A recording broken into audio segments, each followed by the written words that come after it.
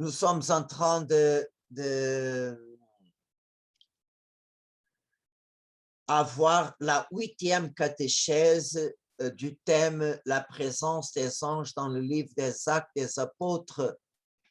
Et le titre de cette 8e catéchèse, le titre est spécifique, c'est « Nos anges protecteurs ». Et on va réfléchir aujourd'hui sur le chapitre 23, qui est un passage du ministère de Saint Paul. Alors, la 8e intervention des anges et la 9e, c'est dans le ministère de Saint Paul. Les autres, c'est dans la communauté de Jérusalem, d'une façon spéciale, en direct ou directement lié au ministère de Saint-Pierre. La 7e intervention des anges, nous avons vu, ça a été la familiarité des chrétiens de Jérusalem avec les anges. Et c'était la dernière nuit que Saint-Pierre a passée en Jérusalem. Et aujourd'hui, on va voir la première des deux dans le ministère de Saint Paul. Actes des Apôtres, chapitre 23, versets 6 à 10. Paul savait qu'il y avait là, d'un côté, le parti des Sadducéens et d'autre, celui des pharisiens. Il s'écria donc dans le Sinédrin, « Frères, je suis, moi, pharisien, fils des pharisiens. C'est pour notre espérance, la résurrection des morts, que je suis mis en jugement. » À peine eut-il dit cela qu'un conflit se produisit entre pharisiens et sadduciens, et l'assemblée se divisa.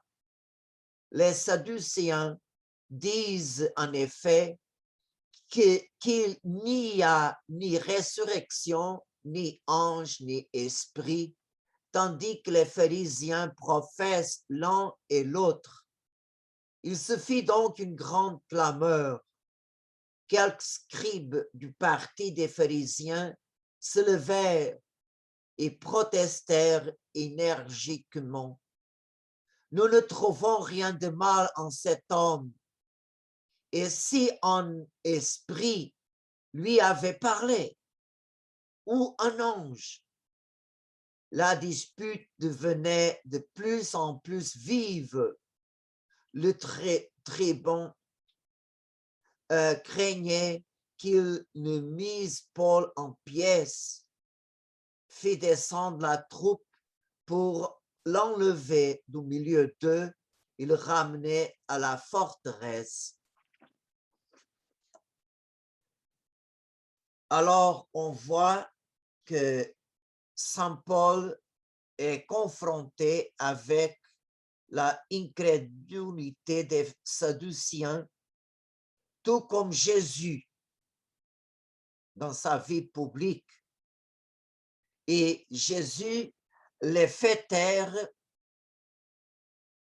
quand il mit en piège à Jésus sur la résurrection de la chair.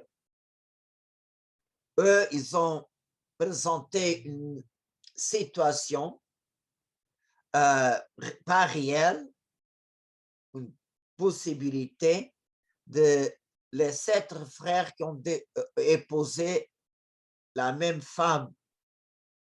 Alors, dans la résurrection de la chair, elle sera épouse de qui?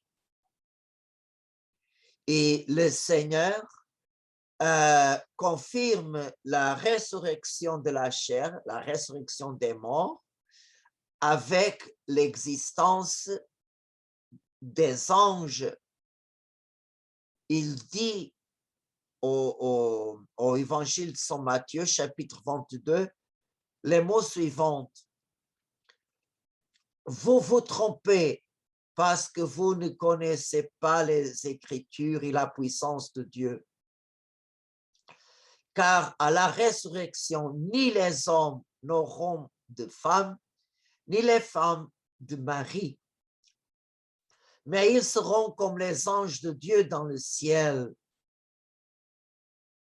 Alors, les Sadduciens, c'est une secte de judaïsme qu'ils seulement acceptaient dans la Bible les 5 livres de la loi. Alors, et c'est pour ça qu'ils nient la possibilité de la résurrection comme les anges, les âmes, etc.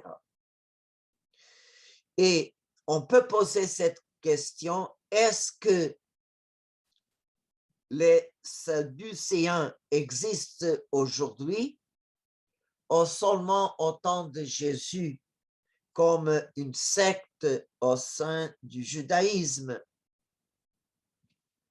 On voit que au sein des chrétiens, même chez les catholiques, il y a beaucoup que nie l'existence des saints anges, comme aussi les démons. Et qui déclare que les anges n'existent pas, ne peut pas fonder ses affirmations ni sur la Bible, ni sur la tradition. Et il y a un bulletin du ordre thésmiste de Saint-Nicolas de Caen, le bulletin de 1965, à la page 50, cette revue dit que pour éliminer dans la Bible toutes les citations sur les anges, il faut arracher de la Bible une page sur 3. C'est-à-dire, il faut mutiler toute la Bible. Et aussi, on ne peut pas nous fonder sur le magistère de l'Église à travers des siècles, même ne peut pas fonder son opinion même sur le Concile Vatican II, parce que dans le document Lumen Gentium, numéro 50, même le dernier concile affirme l'existence des saints anges. Et dans la vie pratique, les anges sont mis de côté et ils sont ignorés. Les matérialistes nient son existence comme ils nient tout le monde surnaturel et spirituel. Les modernistes et rationalistes, ils réduisent les anges comme personnification d'attributs de Dieu. Ils disent que les anges sont comme des vestiges d'un polythéisme originel qui vient des mythes de Perse ou de la Babylonie. Et le cardinal Garrone, il a publié une analyse sur cette position qui existe même entre les catholiques sur les anges, dit que il y a beaucoup qui parlent que les anges, c'est quelque chose qui est passé de mode. Et il y a une grande partie, même entre les théologues, théologiciens, qui préfèrent garder silence parce que il ne veut pas un conflit. Alors, s'il accepte l'existence des anges, alors il se trouve dans une situation désagréable, alors comme quelqu'un qui est dans le passé. S'il publiquement confesse que les anges n'existent, alors ils sont en opposition à la foi de l'Église. Alors, pour éviter ces deux positions, ils préfèrent garder silence. Vous savez que garder silence, c'est vraiment une façon de trahir le trésor de la foi. Et vous savez que ce n'est pas seulement annoncer une erreur que c'est mal, pas annoncer la vérité, c'est un mal aussi. Alors, c'est très important de nous affirmer. Et aussi, le cardinal Garon dit, imaginez-vous qu'aujourd'hui, il y a des gens qui disent l'énergie atomique n'existe pas. Ou une personne dit l'électricité n'existe pas, je ne crois pas. Il vit sans électricité. Alors, on veut dire que les gens qui prennent cette position de vivre sans électricité, ils cherchent une façon de vivre très difficile. De la même façon, si on vit sans l'aide des anges, on perd beaucoup parce que Dieu nous envoie ces êtres invisibles pour nous accompagner, pour nous protéger, pour nous défendre, pour nous illuminer, pour nous aider en toutes les circonstances. On va perdre beaucoup. Et vraiment, le pape Paul VI, dans un discours au 12 juin de 1968, il alerte sur le danger des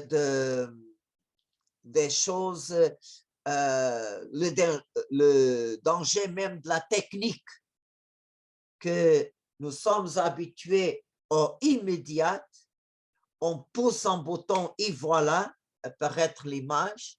Alors, cette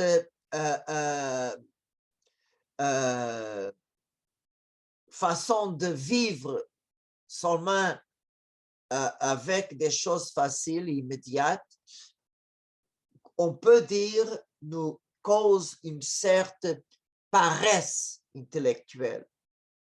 Parce que pour notre nature, c'est difficile pour nous, vraiment, les choses abstraites, les choses spirituelles, les choses qui exigent, par exemple, la foi, une activité de l'âme. Alors, cet esprit qu'on peut parler, un esprit basé seulement sur la technologie, sur les choses matérielles immédiates, alors on voit que nous ferme l'esprit pour quelque chose que surpasse les choses immédiates. Alors, c'est très important de, même si nous sommes obligés à travailler maintenant avec toutes sortes de choses en ligne, même cette semaine, j'ai eu une expérience qui m'a frustré complètement. Je suis allé en magasin pour demander une copie d'une clé. Il y a là une machine maintenant, il n'y a personne pour faire une clé. C'est nous, avec une machine, qu'on doit se débrouiller. Alors, on voit que tout, c'est la machine. La machine remplace l'homme. C'est cet esprit que nous empêche vraiment de quelques activités spirituelles comme la méditation, la contemplation, la prière, la foi, le monde surnaturel, etc. Alors, c'est très important de ne nous laisser pas aller en cet esprit. Il faut vraiment freiner dans notre vie et continuer à lutter pour nous ouvrir à quelque chose que surpasse ces mondes matérialistes, même avec toute l'avance de la science et de la technologie. Et en opposition à l'incrédulité des Sadduciens d'hier et d'aujourd'hui, on voit l'ange de Macédoine agir au nom du peuple que le Seigneur Dieu a confié à sa garde et à sa protection. Au livre des Actes des Apôtres, chapitre 16, on voit cet épisode. Ils traversèrent donc la Mysie et transcendirent à Troie. Or, pendant la nuit, Paul eut une vision. Un Macédonien était là debout, qui lui adressait cette prière. Passe en Macédoine, viens à notre secours. Aussitôt après cette vision, nous cherchâmes à partir pour la Macédoine, persuadés que Dieu nous appelait à y porter la bonne nouvelle. Alors, nous avons ici Saint Paul et deux de ses disciples, Timothée, et pour la façon que ce texte et ces chapitres est écrit, on voit que l'autre disciple est Saint Luc. Vous voyez, la personne parle à la première personne du pluriel. Alors, aussitôt après cette, nous cherchons à partir pour la Macédoine, persuadés que Dieu nous appelait à porter là la bonne nouvelle. Alors, Saint Paul, Timothée et Saint Luc. Alors, on voit ici deux éléments pour que l'ange pouvait agir. La première chose, c'est l'ouverture de Saint Paul à l'action angélique. Aussi, écouter la voix de l'ange et la obéissance instantanée. C'est vraiment les versets 8 et 10, on peut voir ça. L'ange parle, passe en Macédoine, vient à notre secours. Aussitôt près cette vision. Alors, tout de suite, les trois, ils sont partis, convaincus, c'est le Seigneur qui nous appelle. Tout de suite, ils sont partis, ils ont obéi.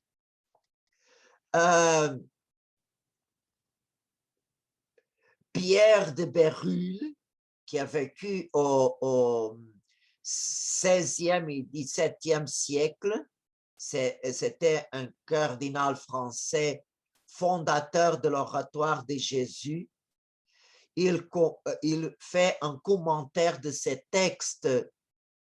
Il dit, il a écrit ces textes-là, que c'est vraiment une grande consolation. Il nous aide beaucoup à donner une bonne interprétation.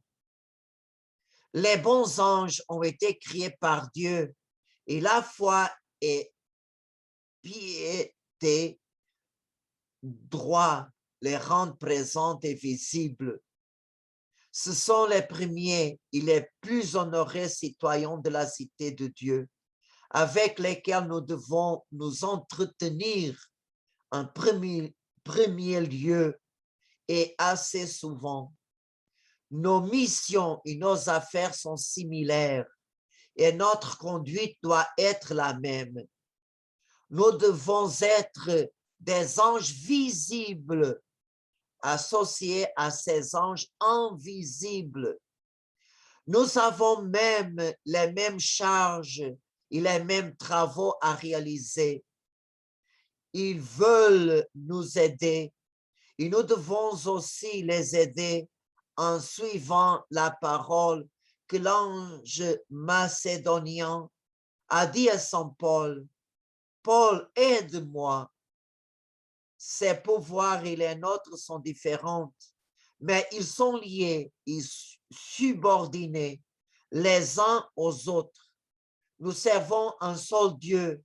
Nous adorons un seul et même Jésus, chef des hommes et des anges. Nous travaillons dans la même Église pour être reçus un jour dans le même ciel et dans la même gloire. Formidable. Formidable. Et alors, on voit que ce texte est du 16e et 17e siècle. Alors, on peut voir que Pierre de Bérulle, il vraiment parle de cette union de vie entre les hommes et les anges, et aussi les dons que nous avons peuvent être complétés par les dons des anges, et le contraire est valide aussi. On peut compléter les anges et les anges peuvent nous compléter aussi, à réaliser la même mission que c'est obéir à la volonté de Dieu. Alors, cette interprétation par l'ange la Macédoine est conforme à la conviction de l'Église que toutes les nations ont leur ange protecteur. Et on peut voir dans la Bible, au livre des prophètes, Daniel chapitre 10, nous avons déjà fait une réflexion sur ça. Nous avons vu l'ange de la Grèce, des Perses et l'ange protecteur des peuples israéliens, c'était Saint Michel. Alors, et aussi, dans la tradition, nous avons beaucoup de témoins de la croyance aux anges des nations. Alors, nous avons par exemple un témoignage de l'intervention de l'ange protecteur d'Irlande dans un moment difficile de son histoire, et aussi l'ange protecteur de la Hongrie aussi. Et aussi dans l'histoire de Portugal, nous avons beaucoup de citations dans notre histoire et même dans la vie et dans l'action de plusieurs rois de Portugal, un hommage express à l'ange protecteur du royaume. Et on voit qu'au Portugal, la fête en l'honneur de l'ange Portugal a été instituée par notre roi Don Manuel le Ier, qui vécut au 15e et 16e siècle. C'est lui qui a demandé au pape la fête de l'ange gardien du royaume au 3e dimanche du mois de juillet. Et dans la restauration de cette fête par le pape Saint Pie XII, Portugal a aujourd'hui la fête liturgique avec des messes spéciales et avec l'office divin, c'est-à-dire la liturgie des heures, de l'ange gardien de Portugal le jour 10 du mois juin, que c'est la fête nationale de Portugal. Alors, nous avons une fête civile et religieuse. Et aussi une preuve plus évidente de la confirmation de la réalité de l'existence de l'ange protecteur de chaque nation, c'est à la deuxième apparition de l'ange en 1916, un an avant les apparitions de la Vierge à Fatima. Il a la deuxième apparition, l'ange même a dit, il n'a pas révélé son nom, non, il n'a pas révélé son nom, mais il a révélé sa mission. Il a dit même, je suis l'ange gardien de votre patrie, je suis l'ange de Portugal. Alors, il s'identifie par sa mission. Et comme grâce spéciale, il est l'ange de la paix. Il même dit, je suis l'ange de la paix. Alors, on voit ici dans le message de Fatima une confirmation de l'existence de l'ange des nations. Et à part de la foi de l'ange protecteur des nations, il y a aussi l'ange protecteur de l'Église universelle. Saint Robert Bellarmine, qui est un docteur de l'Église du 16e et 17e siècle, il dit que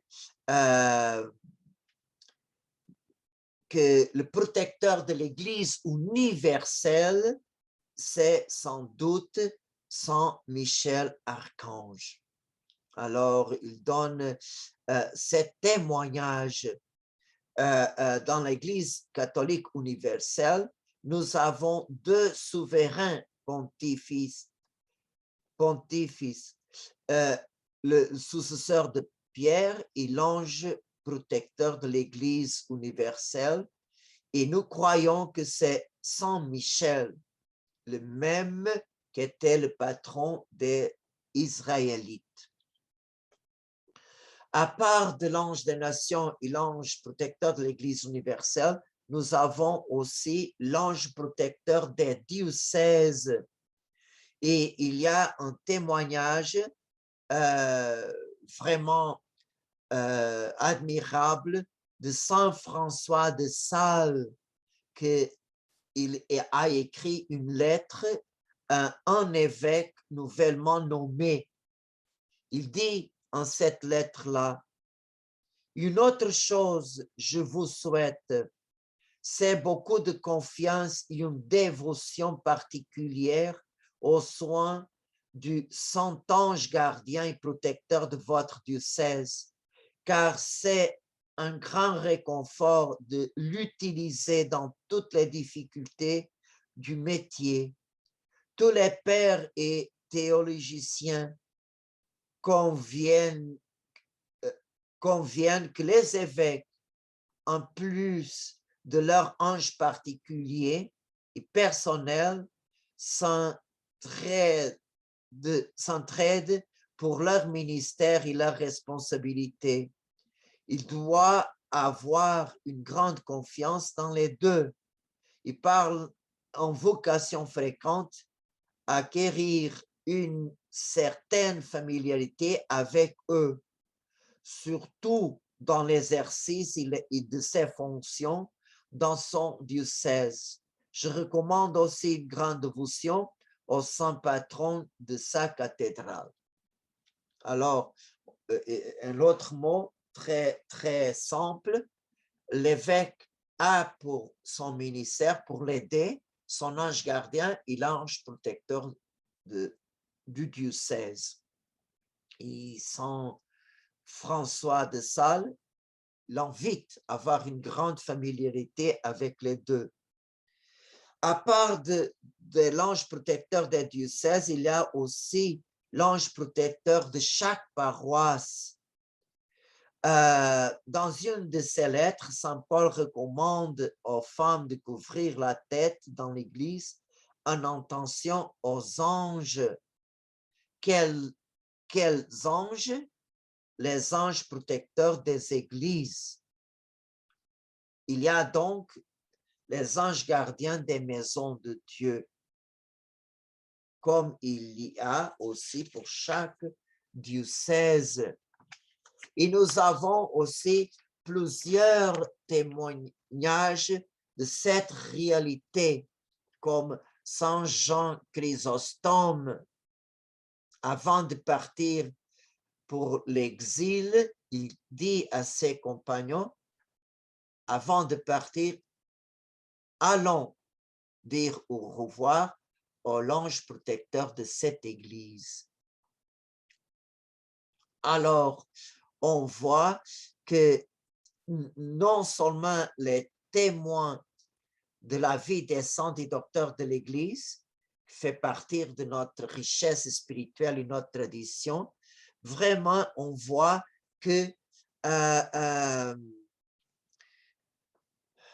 quand on pense en cette richesse spirituelle, nous avons beaucoup à gagner. Beaucoup.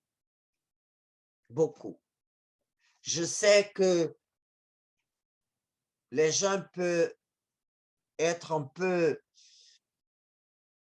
surpris, mais à chaque fois que je donne la bénédiction, avant, je prie toujours à l'ange protecteur de la paroisse Saint-Ambroise. Et pourquoi? Parce que je demande son aide, prièrement pour réaliser la volonté de Dieu, parce que Dieu a une volonté pour chacun de nous qui est membre d'une paroisse, aussi pour toutes les intentions des paroissiens et paroissiennes et pour ceux et celles qui visitent cette paroisse. Et aussi, cette Église a des besoins spirituels et matériels, non seulement au moment présent, mais aussi pour le futur, parce que tous ces points-là font partie de la mission de l'ange protecteur d'une paroisse. Et je suis sûr, même si les gens sont surpris, mais le plus important, c'est compris. Et l'Esprit Saint va illuminer. Mais cette dévotion a sa base dans la tradition et dans le témoignage des vies des saints et docteurs de l'Église. Et je suis convaincu, si en chaque paroisse, les fidèles et les prêtres priaient à l'ange protecteur de la paroisse, beaucoup de problèmes seront plus facilement résolus. Et aussi, au niveau du diocèse, combien de difficultés au niveau du diocèse. Imaginez-vous, manque de prêtres. Des fois, il y a des problèmes comme unifier, comme former une unité pastorale, comme fusionner des paroisses, comme va arriver à Saint-Ambroise. Saint-Ambroise est une des dernières paroisses qui restait seule Je parle des paroisses francophones. Je peux dire au niveau du diocèse, pratiquement toutes les paroisses forment une unité pastorale. Selon que j'ai entendu, Saint-Ambroise va être unifié à Saint-Édouard. Je ne sais pas si Saint-Arsène aussi. Mais la chose, c'est que pour faire ça, l'évêque et ses auxiliaires devront penser comment faire ça. Ce n'est pas facile. Et pour le peuple non plus. C'est une souffrance immense. Et alors, tout ça, l'ange du diocèse peut nous aider. Il faut le demander, son action, son intervention. Il peut nous aider sans doute. Et je regrette que n'existe pas cette dévotion et cette préoccupation. Mais c'est une réalité qui est à notre disposition. Et que n'importe pas, sont très peu qui sont ouverts à cette action angélique. N'importe pas. N'oubliez jamais le grand exemple d'Abraham. S'il y avait 10 justes en Sodome, le Seigneur était prêt à pardonner à toute la population de la ville. 10. Je peux dire, s'il y a 10 personnes qui prient à l'ange protecteur du diocèse, il va agir en attention à cette groupe-là. S'il y a dans une paroisse 10 qui prient à l'ange gardien de la paroisse, il va agir en attention à cet petit groupe. Parce que aux yeux de Dieu, n'importe pas le nombre. Qu'est-ce qu'importe? C'est le cœur, la confiance du cœur. Mais n'oubliez pas la prière d'intercession d'Abraham.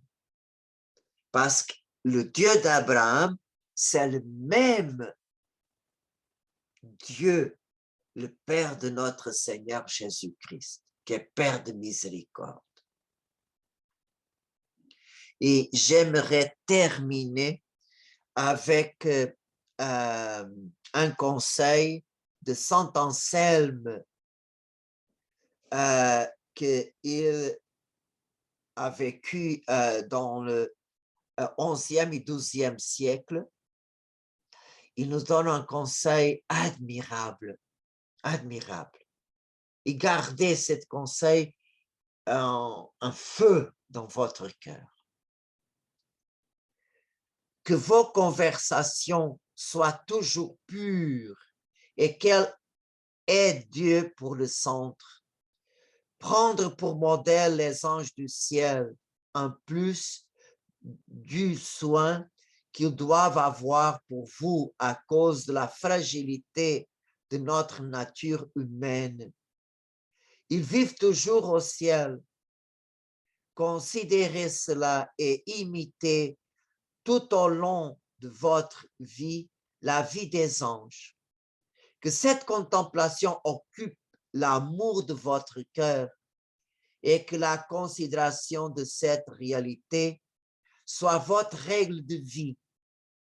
Suivez tout ce qui convient à la vie angélique. Détestez tout ce qui vous éloigne de cet idéal. Souvenez-vous que vos anges, comme le Seigneur l'a dit, leurs anges contemplent continuellement le visage de mon Père. Ils sont toujours présents avec vous. Ils sont toujours témoins de vos actions et de vos pensées. Soyez donc toujours attentifs à vivre comme si vous viviez sensiblement sa présence. Ça, c'était écrit dans la règle de Saint Benoît au chapitre 7 et que Saint Anselme a pris vraiment comme norme de vie pour lui et bien sûr pour les gens qui étaient autour de lui. Que le Seigneur vraiment nous aide à vivre avec cette conscience, la présence des anges qui sont toujours à nos côtés et profitons au nom de tous, de tous les anges protecteurs que nous avons à notre disposition. L'ange de la nation, l'ange protecteur de l'Église universelle, l'ange protecteur du diocèse, l'ange protecteur de la paroisse. Et bien sûr, notre ange gardien en premier. Amen.